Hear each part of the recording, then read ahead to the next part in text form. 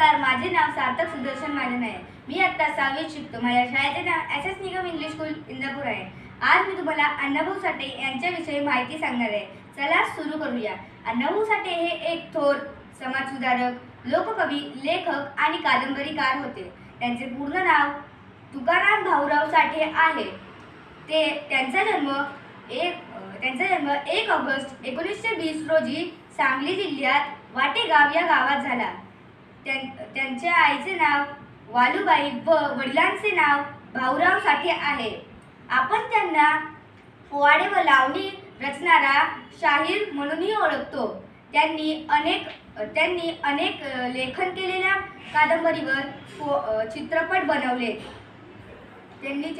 फकीरा ही त्यांची खूप गाजलेली कादंबरी आहे.